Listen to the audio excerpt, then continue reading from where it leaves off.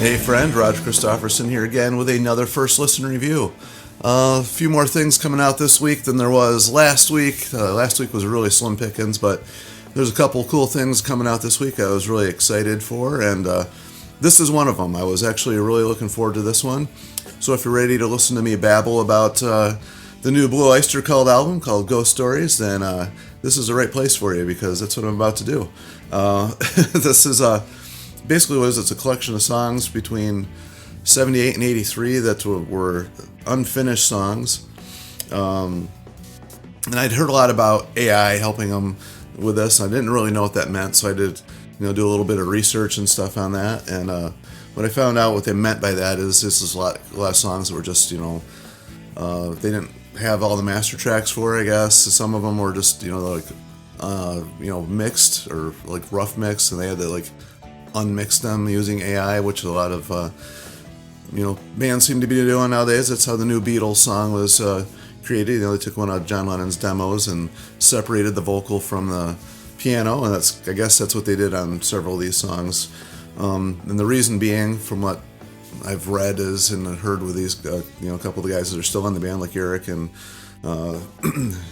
Buck Dharma, that they just wanted to they wanted to modernize the songs and include the newer members of the band. So I guess that was the whole reason for doing this. But so I went into this with high expectations. Actually, unfortunately, it did not live up to those expectations. To get that right out of the way, I love Blue Oyster Cult. This is one of those bands that I just found when I was really young. And it's strange because the albums I listened to are not the big hits. Like, my favorite album from these guys was Revolution by Night. I listened to that album over and over and over. And I say album, it was a cassette tape I had. That and Club Ninja. Those are the two. I know they're strange, but those were the two albums that I really liked from these guys. And I found those, and I kind of went back and discovered the other stuff. So it's always kind of interesting. We find bands in different eras. Especially bands that have been around for years and years and years. We all find them in different eras, and it's kind of interesting what we like from that point on from them. But so anyway, so I kind of discovered them right at the end of this era where all these songs are being created. So first track kicks in, it actually fades in, which it's a really quick fade in, but it fades in, and it's called Late Night Street Fight, and you think it's going to be a really heavy song, and it's not heavy at all. So that was weird, and it's just one of the songs that just didn't go anywhere. And I found that same thing happened with the second song, Cherry, and I was like, oh man, this is not off to a good start here. Nothing on here is horribly bad, so don't give me the wrong impression there, but man, the first two just kind of okay, I can see why these were not included on any album. They just were kind of never, they didn't seem like they ever went anywhere. So, but track number 3 is So Supernatural. That one was cool. That one kicked in. I'm okay, now we got a cool song, and that kind of sets up the pace for the rest of the album. It's cool, cool, kind of just kind of does that.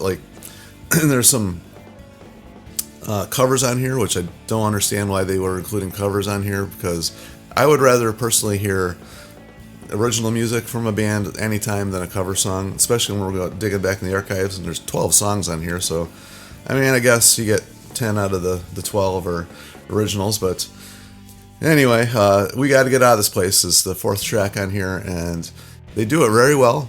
It sounds great. It's a really cool version of the song, but still, it's a cover song. And then it goes into some weird thing called Soul Jive. I thought I was listening to Dr. John for a minute. I don't know what was going on there. And then it just kind of does the same thing. Gun was a cool song.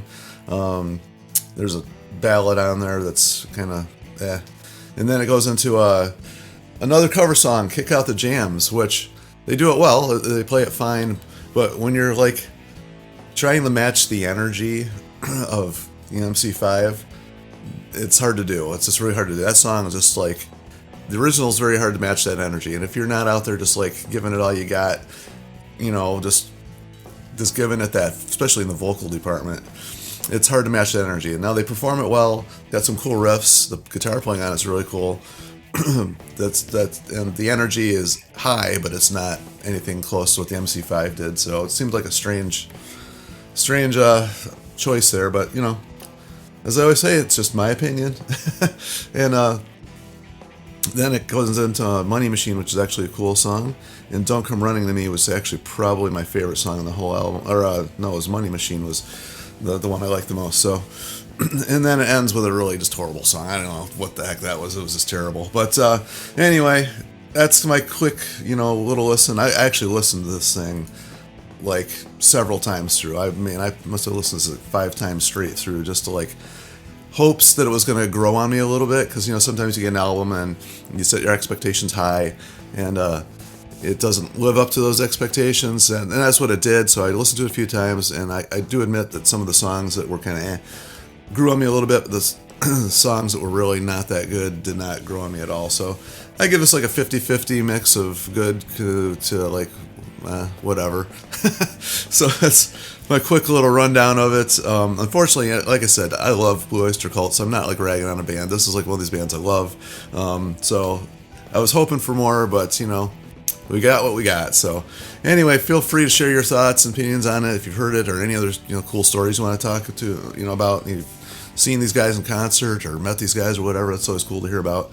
And as always, like, share, and subscribe to keep the music alive, because this is one of those bands I would really like to hear some more newer music from, like something they've written. Like I haven't heard anything like new in a while, so I'd really like to hear a new album from these guys. So that's why I say like, share, subscribe to keep the music alive, because I would really love to hear something new from these guys. They still got it. So anyway, till next time, we will see you.